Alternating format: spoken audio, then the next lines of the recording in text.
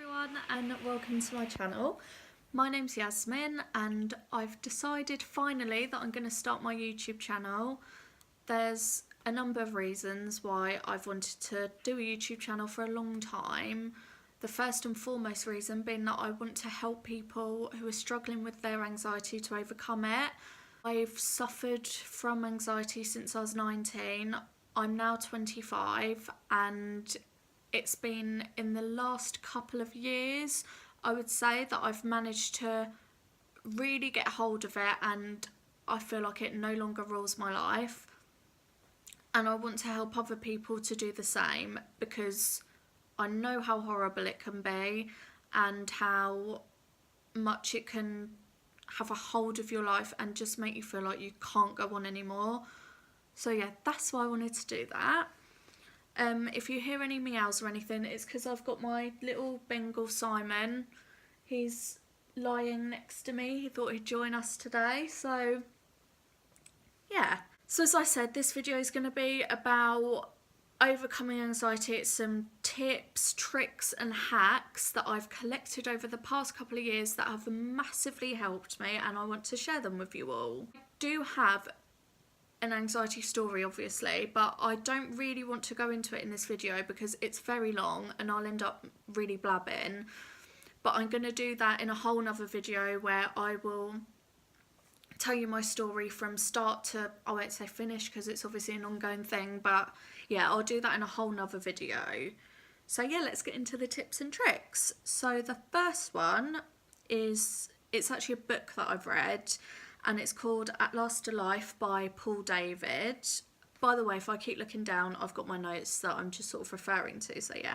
So yeah, that's a book and it's called At Last Alive by Paul David. I've got the Kindle version, which I will just show you because it does have the front cover on there. This is the front cover. It's the same as if you buy the book version, because I did actually buy the book version for someone. This book, life-changing.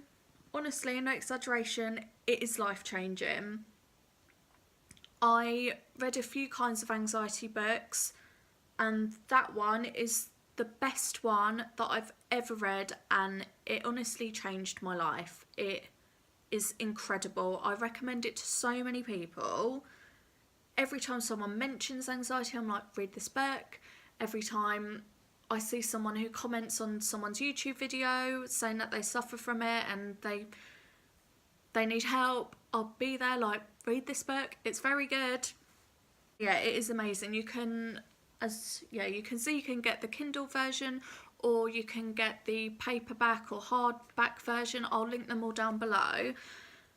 But I will try and briefly explain this book. Basically, what it does is it basically explains what anxiety is, why you're suffering from it, and what all the symptoms are, and how to overcome it.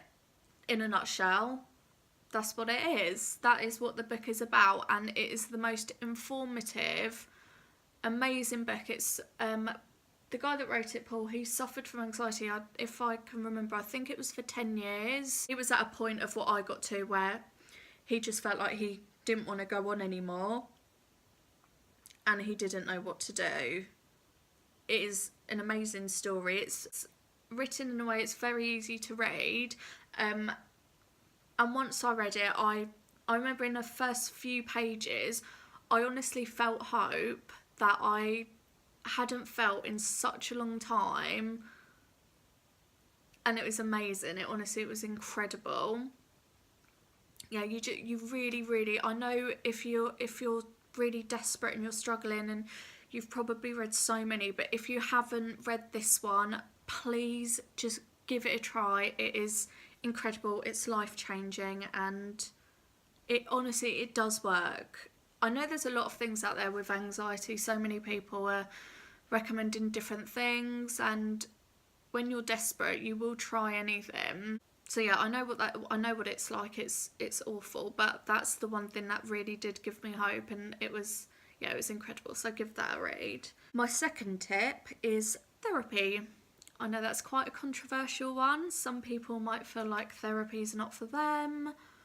I love therapy, to be honest with you. I recommend it to anyone, whether you're suffering from anxiety or not. I think everyone could benefit from it. I've had a couple of therapists. I did see one lady who sort of did CBT, cognitive behavioural therapy. She was lovely, but I stopped having therapy altogether for maybe a year or two. And then when my anxiety started to get really bad again, I had a consultation with a couple of other therapists. The first one that I went to, I really didn't like her. She made me feel really uncomfortable. She didn't make me feel very at ease. I just couldn't gel with her. And then the second one that I saw, who's still my therapist, she's absolutely amazing. Yeah, she's just helped me so much. She sees people who are in the same boat as me every day. And that's one thing to remember.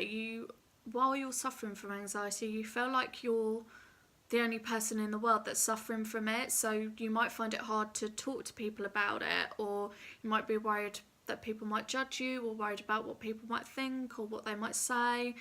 So that's why I personally found it easier to talk to someone that I didn't really know about how I was feeling. I mean, to be honest, I am quite open about suffering with anxiety. Yeah, she's great, and with my experience, I had to see a few people to get to the therapist that was right for me. So you sort of have to shop around for a therapist, and yeah, you'll know when someone's the right one. You'll feel like you trust them. Yeah, just give it a go, because it's so helpful. Every time I come out of a therapy session, I feel like a weight's been lifted. So yeah, just give it a try. My next tip is work on your self-confidence. When I had really bad anxiety, my self-confidence was just at an all-time low. It was just horrible. I just didn't have any confidence at all. I still haven't got absolutely amazing confidence, to be honest with you, but it is a whole lot better than it was. And how I did that is I read a lot of self-help books, and I realised that the reason why I had low self-confidence was because I was suffering with anxiety. And that wasn't actually me. It's just anxiety brings you down and it makes you feel crap. So I was feeling really sorry for myself, and I just didn't like myself, because it's really difficult, because you feel like you don't know why you're feeling like it, and you feel like you should be able to control it because it's going on in your mind, in your head. So it's a really strange feeling that something's going on that you can't control, and I really, really didn't like that, and it just made me feel crap, to be honest with you. It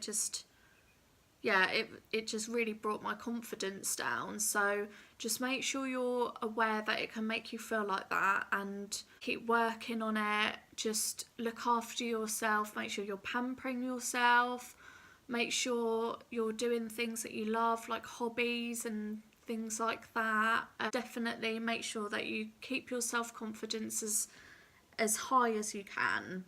So my next tip, which is number 4, is meditation. I went on a meditation course. It was just a 1-day course in a town that's local to me, and it was really, really good. It was really informative, and it made me feel very calm and at peace, which is why I love meditating, basically. The one good thing about it is that there's no right or wrong, so there's nothing that you're supposed to feel. It's really good. So basically, from your first session, you're not doing anything wrong, if that makes sense. It just gives you headspace, so it makes you.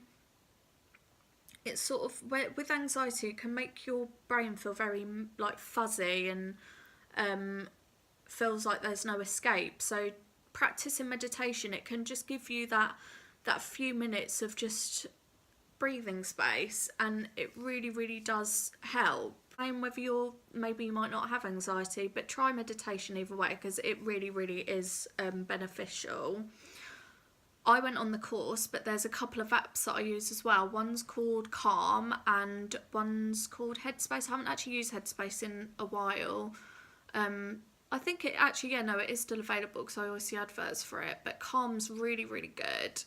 You can select like different types of meditation. So if you're trying to sleep, or there's like anxiety ones or self-confidence ones, or I don't know, there's so many options on there, so that's definitely worth downloading and having a look at. Next tip, which again is a very controversial one, but it is the best thing in the world, the thing that has helped me the most, and the one thing that I will not be without now, and that is a relationship with God. So when I was suffering really, really badly with my anxiety, and I felt helpless and like there was no light at the end of the tunnel, I remember praying, and I remember saying, God, if you're there, please help me, because I can't do this anymore, I can't live like this anymore. I really, really was desperate. And he answered my prayer. He led me to a local church, which is the King's Church in Burgess Hill, I love that place. I've met lifelong friends there. It's just amazing. And yeah, I've come to have a relationship with God, and it is the most strengthening, happiest thing in the world. Someone once described it that they feel like they were sort of walking around in the dark, and then when they met God and started to have a relationship with God, it was like a light had been turned on and like they could see the light. And that's a perfect explanation for it. That is what it feels like. I know some people don't believe in God. Maybe they used to go to church or stuff like that when they were younger, and they've just sort of grown out of it or sort of turned away from it. But just pray and see what happens. What have you got to lose? You haven't got anything to lose. Yeah, but I can't imagine my life without a relationship with God now. I pray every day. I'm not a perfect Christian. I'm far from a perfect Christian. No one is perfect. It's a journey, something that you work on, and there's been times since becoming a Christian that I've sort of turned away and gone and done my own thing, but I always end up coming back to God because that's where I'm supposed to be. And yeah, I can't turn away from it for long, because I get all my strength from him whenever I'm feeling down or I feel like I've gone back to square one again. He makes me feel strong again, and it is the best thing in the world. And I just want everyone to know that he's there to have a relationship with. And I know if you've never believed in God before, or you don't feel like you've had a relationship with him before, you might feel like, it might feel weird, or I don't know, but just try it and just see what happens. Just see what happens. And on that note, I just want to quickly recommend a Bible. I wasn't brought up a Christian or anything like that, so the thought of reading the Bible was always a really difficult task for me, and one that I always avoided because I'd feel like it was really boring. I never had any interest in it. And even, since becoming a Christian, I always find it hard. I find it easier to talk, but obviously I refer to the Bible. So the one that I do refer to is this one here. It's called The Message, and basically what it is it's the Bible in contemporary language, so it's in modern day language, which is a lot easier to understand and to interpret. So I'll link that down below if you wanted to grab a copy of that. I'd say it's a really good first Bible, so yeah, maybe try giving that a go. Another tip that I want to tell you is to be open and honest with your loved ones about how you're feeling. So make sure that they're aware about what's going on in your life and that you're suffering at the moment, because it's gonna make you feel a whole lot better that your loved ones know about it. Even if you feel like you don't want to tell them, just tell them, because they're going to be so much happier that you did. If they find out that you're suffering alone, they won't want that for you. And if it was the other way around and one of them was suffering and they were suffering by themselves, you wouldn't want that for them. So make sure you treat yourself how you would treat others. Like, be kind to yourself, and yeah, just be kind to yourself, and just keep in touch with people so that they know what's going on, and they can just check up on you, and it's just that whole extra support thing. So that's really, really helpful. The last tip that I want to give you is to realise that you have anxiety and you are not your illness. So what I mean by that is that all of your symptoms, all the weird symptoms that you get with anxiety, realise that that's not you, that is your anxiety. And going back to be kind to yourself. So if you, for example, like, I used to get really anxious about things like group situations, so like going out for a meal with my friends, even though I love all my friends, they're all friends that I've been friends with for a very long time. Going out for a meal with them, I'd find it really stressful, because one of my triggers was group situations, and I would get really annoyed with myself for getting anxious about it, because the rational side of me, I'd be like, well, they're your friends, why are you feeling like this? But obviously you can't help anxiety. You can't help it at the end of the day. So don't get angry with yourself. Like, treat yourself nicely and look after yourself. So many people suffer with anxiety. You feel like you're the only person that's suffering with it, but believe me, you're not. So many people suffer the same way that you do. You're not the only one that has the symptoms that you do. Like, even though they might feel really weird, you might feel ashamed, you're not the only one. There's other people out there that can relate to you, and no matter what your anxiety tries to tell you, tries to trick you into, just remember there is always a light at the end of the tunnel, and even if you can't see that now, you will be able to see it, and you just have to soldier on and just keep going. Just don't let your anxiety rule your life, and just speak up, get the help that you need, and remember that knowledge is power. So learning about anxiety, that's really going to help you. It's going to sort of take some of the scariness away from it, and as you might well know, anxiety is fueled by fear. So by taking some of the fear away, it does really, really help. One thing that I wanted to finish on is just a quote that I absolutely love, and it's really, really helped me. And that's, courage is not the absence of fear, but the conquering of fear. I don't actually know who that quote is by. I did try Googling it, but there's loads of different versions of it. So yeah, I absolutely love that quote, and there's been many a times I've been having a really, really bad day and I've got it written on my phone, and I just look back and remember that and think, yes, it is completely normal to have fear, and it's conquering the fear and getting through it, which is the courageous thing, not having the fear, if that makes sense. I hope you enjoyed this video. Thank you for bearing with me. This is, as I might have said, I can't remember, this is my first video, and I really appreciate you listening to it. Don't forget to hit subscribe, and I will see you in my next video.